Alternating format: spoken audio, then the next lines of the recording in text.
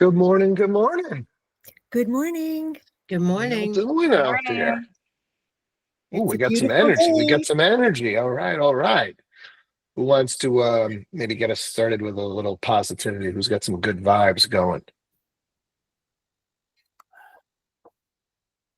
Jeff and Linda, what do you got? Well, I would just like to say that this morning I am so grateful for Jeffrey Polster. Today is his birthday, and he has brought so much joy to my life, and I just can't imagine walking this planet without him. And so I'm super, super grateful, and just wanted to let everybody know that he's an awesome human being. Love it. Love it. Happy birthday, Jeff. Happy birthday, Jeff. Who else has got something? Anybody else want something you want to share?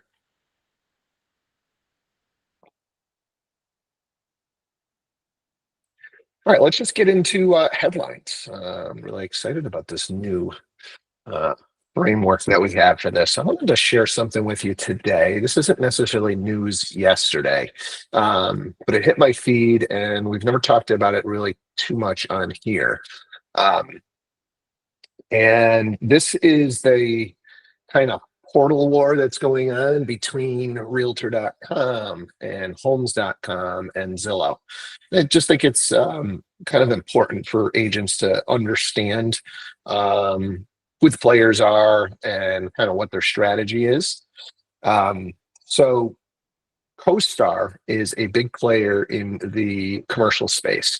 So when you want to put a listing on, there is no MLS on the commercial side. I mean, you can list commercial listings in your local MLS just like you can do resi.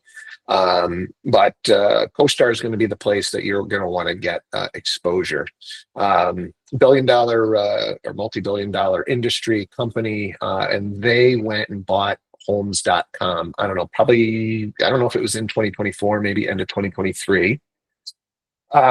So they bought it, and immediately they pulled over a realtor.com employee and started making claims that they were getting more traffic than realtor.com. And I think just as a kind of a general layman in the space, I think we all kind of know homes.com really doesn't have that kind of pull. I think it's Zillow clearly number one, realtor.com number two, and then homes.com coming in third. But they were using some sort of statistics or metrics or something and started to make claims that they were number two in the portal wars. And so they got into a lawsuit with realtor.com, and it's been an interesting year. I got to meet Damien here, who's in this interview on Real Estate News, about kind of what their strategy, very kind of pro-agent strategy, and trying to, obviously they're trying to make money on selling leads like anybody else in the portal game. But actually made a decision to partner with Zillow over the past year. So took a look at kind of where they felt they were strong and made a decision that rentals was not something that they were going to be able to build out effectively, and actually did a partnership with Zillow. But it's been an absolute battle with homes.com. And homes.com's model is you're listing your lead. You put a listing up, you got to pay for it, but those leads will come to you.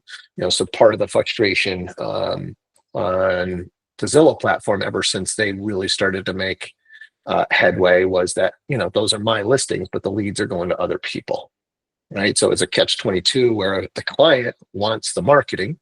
Right? They want their listing out on the internet, and they want it to get all the maximum exposure, but at the same time, I'm not getting my leads back.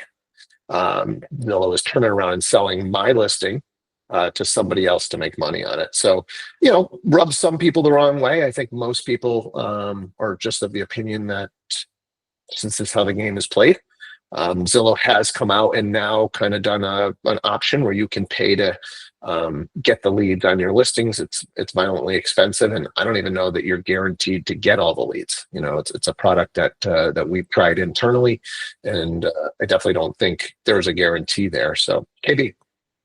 Yeah, there's not. So when you look at the listing showcase, which is Zillow's products, there's two options on the showcase page. One would be contact Steve, right? That's the agent. Or there's another button that says request a showing. So it's a little unclear, but if they click contact Steve, he's the listing agent, obviously that lead would go to him. Yeah, so it's, they're trying to, have an option that's similar to the homes.com you were listing your lead, but I don't know. I just wanted to kind of shed some transparency. Does anybody just have any kind of questions on Portal Wars or how any of these guys operate or the history behind it or anything like that I might be able to shed some light on?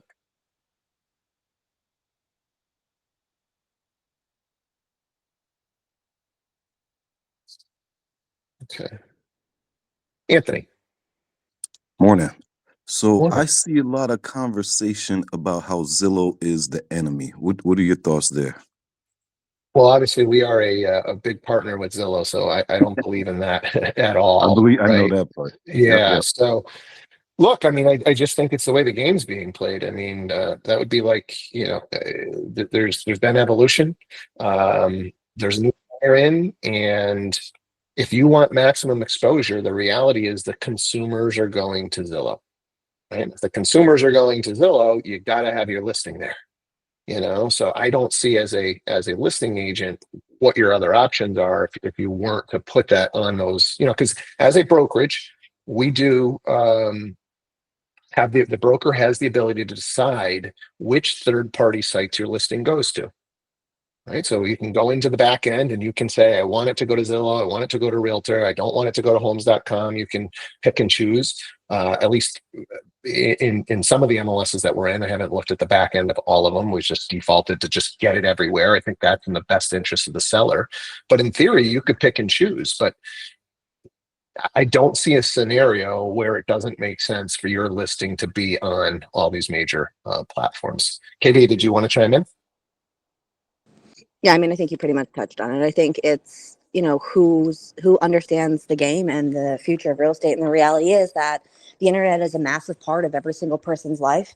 And if you're not advertising in the places that your client's looking, they're going to wonder why, So our job is to do what's in the best interest of the client. And as an agent, I believe, Steve believes, I know that we believe that partnering with these companies that's the evolution, right? You definitely want to do that. I mean, there's been a lot of talk about realtor.com and Opcity and stuff like that. And I truly believe, because I've seen it millions of times, that a lot of these different lead platforms are going to go to a similar model as Zillow, because it works. So I think it's just something we got to get used to. Yeah, I remember. I mean, I started buying Zillow leads. I think it was the end of 2014. It started to become a thing, and I mean, agents were irate that we were taking buyers that they quote unquote should have gotten because it was their listing. The reality is, I mean, it's kind of played out where they're a dominant player. I'm grateful, and I know a lot of our agents are grateful because it's allowed them to do business and get jump starts in this business that would have never been possible. And so everybody had the same ability to do that, right? Those listing agents, the heavy listing agents, could have been participating and partnering right off the get-go just as well as anybody else. So yeah, it is what it is. This is the game, and you got to know how to play the game.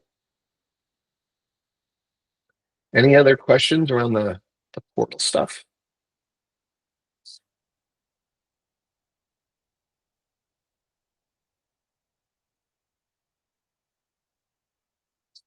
All right. So I think one of the final things they kind of talked about in this article was the clear cooperation policy, which is something that's being challenged right now. And so I think it's something that you guys should understand. And that policy is a National Association of Realtors policy that says that when you get a listing, you have to put it into the MLS and you have to make it public. And there are timelines depending on the MLSs. And the only way to keep it private would be to have your seller sign a non-MLS listing. And so what a lot of well, I shouldn't say a lot, but what some of the bigger brokerages have done is they try and create a private network where, you'll only get access to their listings if you were one of their agents. And so this is a kind of a battle that's been going on, and we still don't know how this is going to play out. Somebody like a Zillow could benefit tremendously if you didn't have to put your listings in the MLS. Because I think if you didn't have to, you might choose to now say, hey, I'm going to just work with Zillow. I'm going to put my listings on Zillow, and now Zillow could turn around and charge even more for those, to get your listings. They know they control the consumers, but they've actually been pro clear cooperation. So it's been an interesting stance that they just believe in the marketplace that we have. And because if they were, to battle against it, they could potentially win big on the financial side. But they kind of are happy with building this super app, this end-to-end technology platform. If you guys aren't aware, they own a lot of the tech that the majority of agents use on a daily basis. So they own Dotloop, they own Showing Time, they now own Follow Up Boss. They own some title companies, they own a mortgage company. So, their vision is the last leg is the hardest leg, right? Like Amazon does not own the final leg of the delivery. They own right up to it, and then they subcontract out the last leg. And there's a reason why they do that. It's the most difficult part of the job. And so same thing as an agent being the last leg and the most difficult part of the job. And Zillow so far has taken that stance that we'll do everything right up until then. And we want to partner with great agents for the final leg. Katie. Yeah, I think one of the biggest things that I've learned after all of these years of working with Zillow pretty closely is that their goal, and this is maybe, Anthony, maybe this is why agents haven't historically felt like Zillow was in their corner, is because their entire company model is we need to make sure we're doing everything that the consumer needs to get through the transaction. We want to offer anything. We want to be a one-stop shop. We want to make it easy. We want to make it seamless. We want to get them to agents that know what they're doing. And then when they started working in Flex, it was basically, we want to partner with the best performing agents in whatever marketplace they're in that time, right? At that time, they want to partner with those agents so that way the consumer is getting the best representation, and they're going to be able to have a relationship, Zillow will, with the agents that are working with these clients that they're providing everything for. So I think it really started as 100% customer based, and then it's evolving into what we are now, which is really true partnerships with Zillow and the agents that are working their leads. So.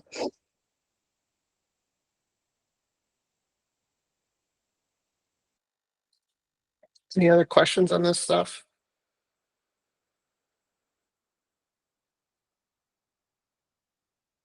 Let's open it up for some roundtable. Who's just got something fun going on in one of their deals that'd be a good share for the group?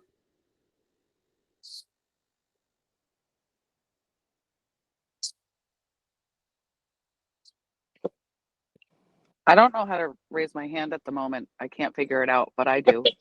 Go ahead. So I put an offer in on a property. It's kind of been rotten on the market. It was overpriced to begin with, and then they did a price drop, which is clearly painful for the seller. And, so I'm looking at it with my clients, and I'm like, look, let's just go in at the asking price. Then we get, some negotiations with, inspections. Otherwise, if we go under after a price drop, expect to just be told to kick rocks if we ask for stuff. So if we go under, this is where we're at. So we went 10 grand under after this price drop. No other offers though. So, and the list agent calls me and she's like, oh, by the way, it's not city sewer, it's septic. And in my head, I'm like, so you've been on the market for over a month with this listing and you had no clue this was septic. And so she's like, also says to me, not only is the house not city sewer, which, my clients were fine that it was septic when I talked to them, but the seller wants the buyer to do the Title V. Because I asked, first thing, hey, do you guys have the Title V then? Are they going to order it? So she's like, well, the seller wants the buyer to do the Title V because you're coming in under. And I'm like, just curious. I said, do you know the cost of the Title V, does the seller know the cost? And she's like, yeah, around $500 to $700. And I'm like, okay, so what happens if the deal falls apart? Now the seller skips away on their merry way with the Title V that my client paid for. Like, I'm like, I get it in Connecticut because it's a report that the buyer has, and it's theirs almost like an inspection report. But like, I've never had an agent ask the buy side to do the Title V. Like, it's kind of weird, right? Like, what do you think? I've seen it happen a few times. Oh, I go know ahead, with bank Katie. owned it happens, right? Yeah. Bank owned it'll happen, and I have seen it a few times. I mean, at the end of the day, you can ask for anything, guys, in a Right. real estate negotiation, right? I'm just Like, thinking maybe I put something in My- writing that says if the deal falls apart, my clients get compensated for the price of the Title V report that they paid for. That was what I was thinking, Lori. Yeah. Get their It's money just back. so odd that it was listed so long and they didn't know it was septic. It was once I submitted the offer and the seller reviewed it with their agent. They said, wait a second, you know that this is a septic system here, right? And they were like, what? So it's just crazy to me. But I guess I'll just put something like on an addendum that it would be, refunded, which also scares me because could that be a chase down? You know what I'm saying? Like, yikes. yeah, and this is just a great topic in general that I want to just elaborate on a little bit, which is when you're spending money and there's no guaranteed deal, right? And I'm not talking about, well, if your buyer doesn't get their financing or inspections fall through or whatever, but I'm talking about when there is a seller side contingency subject to them finding suitable housing, let's say, right? We can't do our inspections and do our appraisal, and then the seller never gets their suitable housing, and now we're out $1,000 or something for what we spent. Right now, competitive market, that's the risk you might have to take. But as this market's starting to slow down a little bit, right, these are the types of things that you want to negotiate into your deal to say, hey, look, we'll let you go have 30 days, 60 days, 90 days, whatever, to go find suitable housing. But if you don't find it, right, we need to get reimbursed for the expenses that we have into this deal. Or we don't do those things until you guys find that suitable housing. So once you guys get your suitable housing situated, then we'll spend money on inspections. Then we'll spend money on the appraisal. So just be careful on, how you're negotiating these deals. And that's what I'm thinking with this, because I'm like, okay, so we're gonna, get the Title V guy out there and get the report back. That's probably gonna take a solid 2 weeks easily. And then I guess, do I just hold off on doing inspections of the property because we need to find out what's up with the septic? I don't want my clients to be out a radon test, a termite, and a home inspection too. Right. It's just such a waste of time, So I guess maybe if I just tell my clients this is the time frame here, and if they're willing to wait, I just would hate to see something else come up that they see and they're like, why are we waiting so long for this Title V?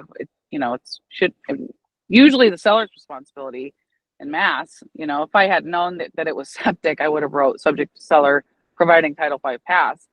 I just don't know how comfortable I feel about my clients footing this, and then if it's bad and the deal falls apart, how are we going to even get this money? We'll get the deposit back, but what if the seller doesn't have, it's just you have Right. to chase down that money. And I'm just I feel my clients are first time home buyers.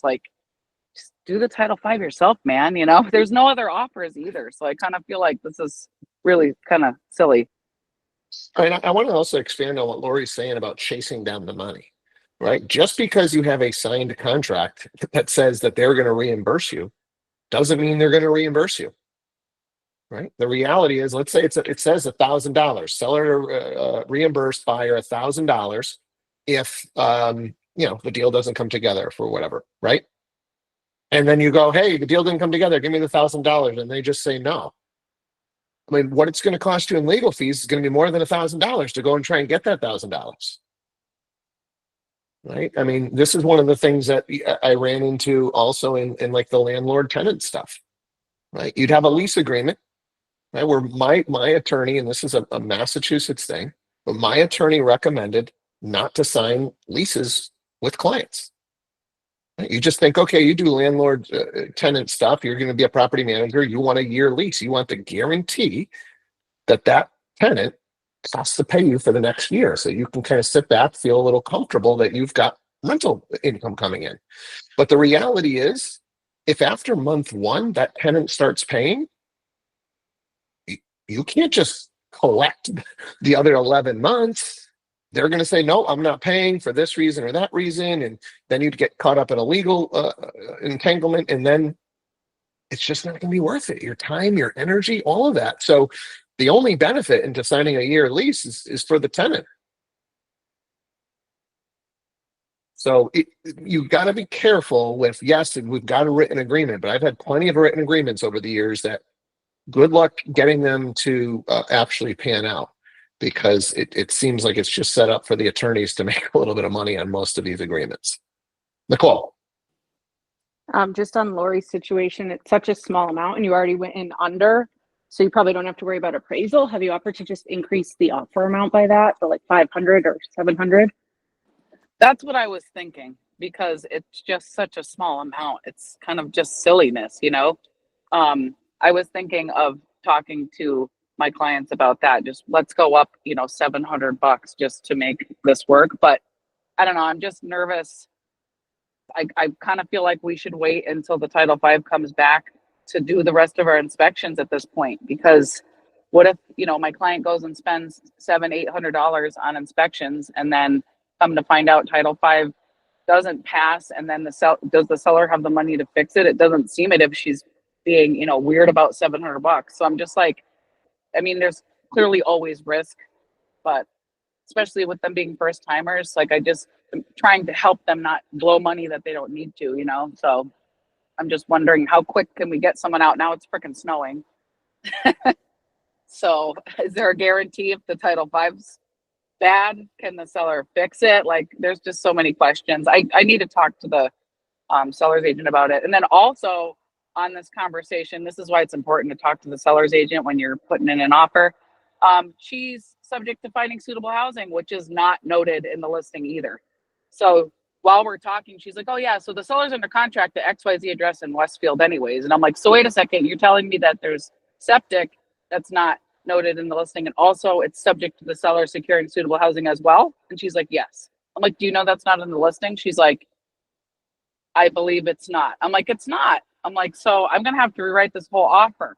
So if we didn't have these conversations, you know what I mean? Like, it's just, I mean, clearly she understood the septic situation, but if I didn't talk with her, that wouldn't have slipped out about this other property in Westfield. So now that's something else I need to incorporate into the offer, because that deal could fall apart and this woman needs to find a place to go. So if I didn't talk to her, you know what I mean? So crazy stuff.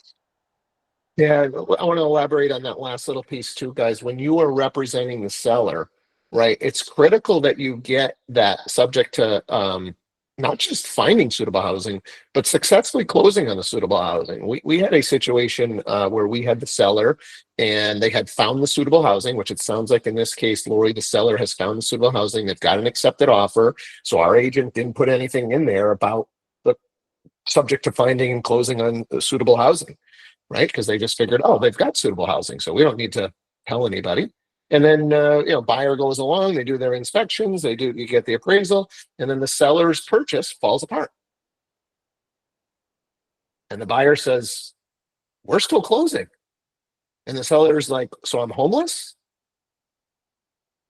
And there was nothing that the seller could do about it.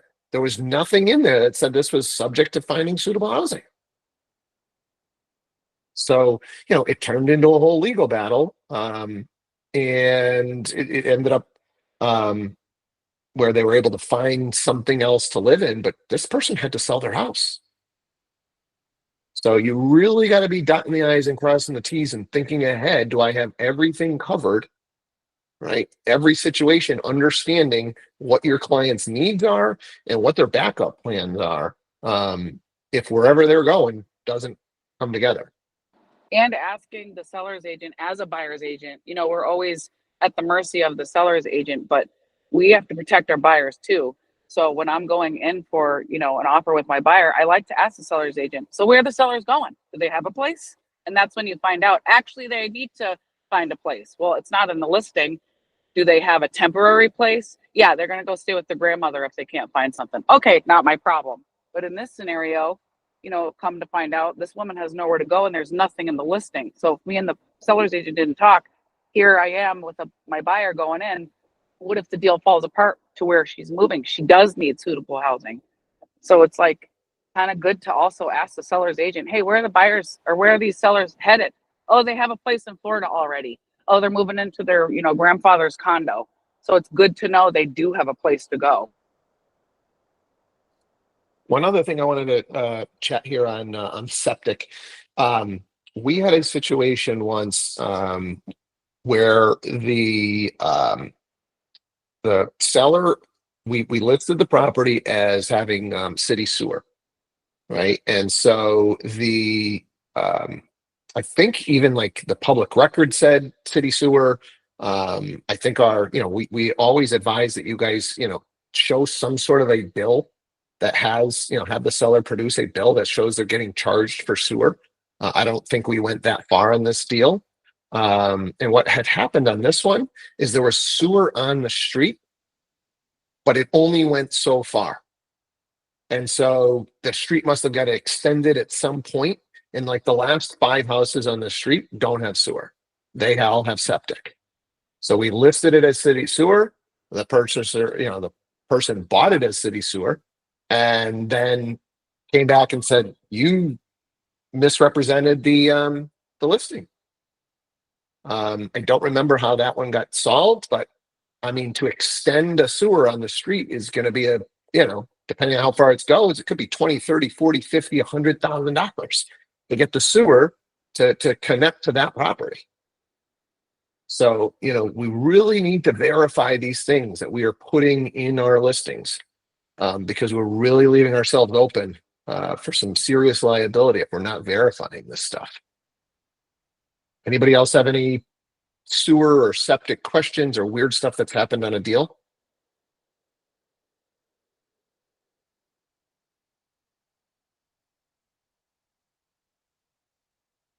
All right, why don't we wrap up? Let me just share the trainings that are available today.